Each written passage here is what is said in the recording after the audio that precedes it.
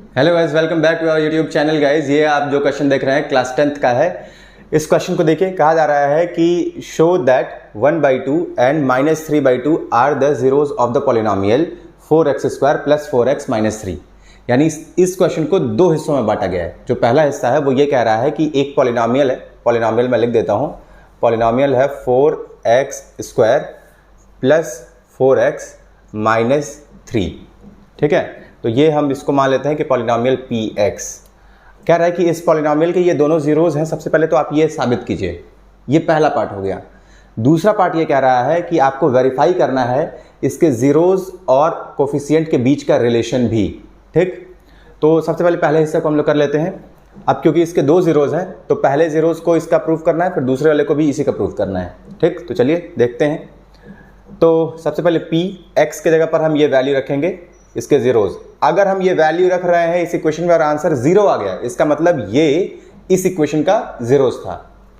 तो चलिए 4x के जगह पर क्या लिखेंगे, 1/2 का स्क्वायर, फिर प्लस 4x के जगह पर 1/2, फिर -3। ठीक, ये हो गया 4 इंटू 1 का स्क्वायर 1 और 2 का स्क्वायर 4, फिर प्लस 2 1 जा 2, 2 2 जा 4, तो ये हो गया 2 और -3। ये 4 से 4 कट गया, ये हो गया क्या 1 + 2 - 3। तो 1 और 2 क्या होता है 3, 3 - 3 दैट इज इक्वल टू 0। ठीक, तो यानी कि 1/2 इस इक्वेशन का क्या था, 0 था। क्यों? क्योंकि आंसर फाइनली क्या आया, 0 आया।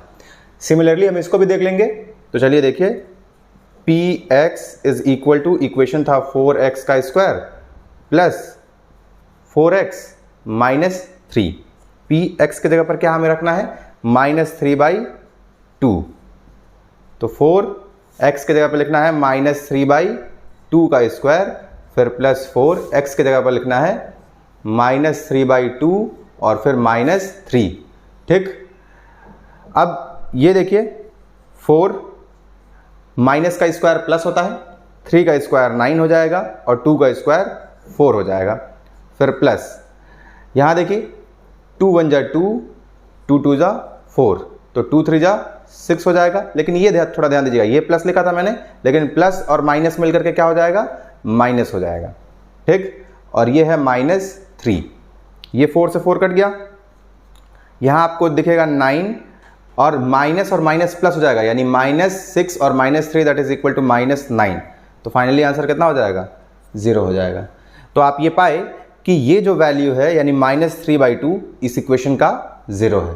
तो सबसे पहले तो पहले हिस्से को हमने सॉल्व कर दिया, यानी ये और ये इस इक्वेशन के जीरोज थे। अब हम आते हैं इसके दूसरे हिस्से में। दूसरा हिस्सा ये कह रहा था कि हमें क्या करना है, जीरोज और कोफिशिएंट के बीच में रिलेशन को वेरीफाई करना है। तो उसके लिए हमें a, b और c की वैल्यू चाहिए। तो चलिए इक्वेशन देख लेते हैं। इक्वेशन है हमारा 4x² + 4x - 3। तो यहां से a की वैल्यू क्या मिल जाएगी, 4, b की वैल्यू क्या मिल जाएगी, 4, और c की वैल्यू भी क्या मिल जाएगी, -3। ठीक, अब दो रिलेशन होते हैं जिसमें पहला होता है सम ऑफ जीरोज, यानी alpha + beta is equal to -b/a। Alpha की वैल्यू ऑलरेडी ये पहले वाली वैल्यू को आप मान लीजिए 1/2, फिर प्लस बीटा की वैल्यू जो दूसरी वाली वैल्यू दी गई है -3/2 is equal to minus b की वैल्यू क्या हो जाएगी, 4, और a की वैल्यू क्या हो जाएगी, 4।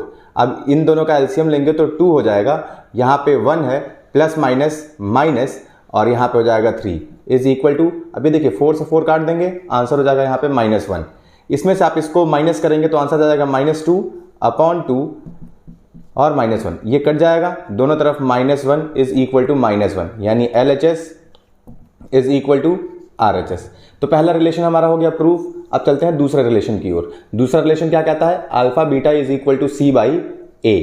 अल्फा की वैल्यू क्या थी, 1/2, बीटा की वैल्यू क्या थी, -3/2, c की वैल्यू -3 और a की वैल्यू यहां से है 4। ठीक, अब मल्टीप्लाई कर लीजिए, -3/4 -3/4, यानी LHS is equal to RHS। तो क्या हो गया, वेरीफाइड हो गया। ठीक, उम्मीद है गाइस कि आप ये सॉल्यूशन पूरी तरीके से समझ गए होंगे।